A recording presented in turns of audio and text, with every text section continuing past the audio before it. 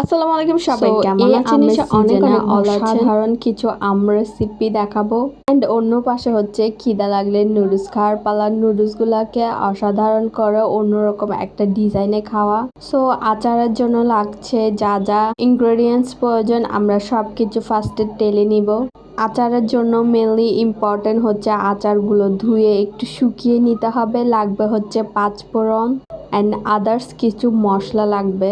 So মশলাগুলোকে ভালো করে তেলে পিষে নিতে হবে ব্লেন্ডারে। অ্যান্ড এই মশলাগুলো আগে থেকে শুকিয়ে রাখা হয়েছে যাতে করে নষ্ট হয়ে না যায়। তো বাটিতে সবগুলো মশলা নিয়ে এগুলোকে ভালো করে ধুয়ে ব্লেন্ডার করতে হবে। অ্যান্ড আমাদের বাসায় হচ্ছে সবাই একটু স্পাইসি লাভার, মেনলি হচ্ছে আমার আম্মু ঝালটা একটু বেশি পছন্দ করে। সো এই কারণে হচ্ছে শুকনো মরিচ।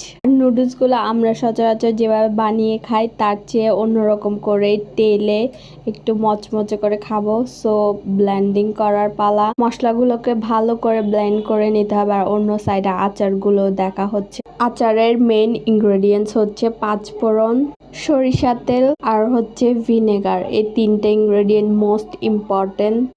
সব মশলাগুলো আগে থেকে ব্লেন্ডিং করে রাখতে হবে অ্যান্ড সরিষার তেলে দিয়ে ভাজতে হবে ভালো করে। সো স্মেলটা বাড়ানোর জন্য আগের থেকে আচারগুলোকে দিতে হবে।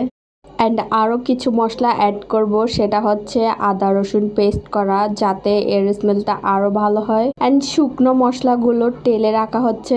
সো কালারের জন্য হালকা একটু হলুদের গুঁড়া, মরিচের গুঁড়া, শুকনো মরিচ দেওয়া হয়েছে।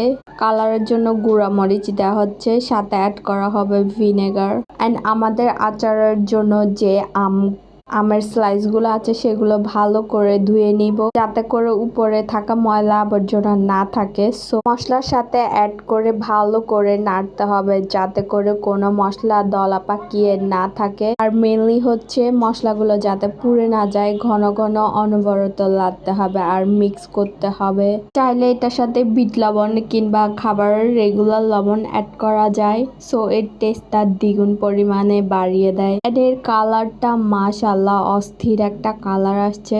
জিরাটা আলাদা দেওয়ার পরে এর স্মেলটা আরো দ্বিগুণ হয়ে যায়। তো সাথে অ্যাড করা হচ্ছে চিনি দিলে এর টেস্টটা আরো দ্বিগুণ হয়ে যায়। ঝাল মিষ্টি টক ব্যালেন্স হয়ে যায়। সো আমাদের আচারটা অলমোস্ট রেডি। আচারের সাথে বেশি করে সরিষার তেল অ্যাড করতে হবে যাতে করে এটা নষ্ট হয়ে না যায়। এর সাথে অ্যাড করতে হবে ভিনেগার। সো আমাদের আচারটা কিন্তু অনেক টেস্টি হয়েছে, অনেক মজা হয়েছে। সো এই পর্যন্ত, আল্লাহ হাফেজ।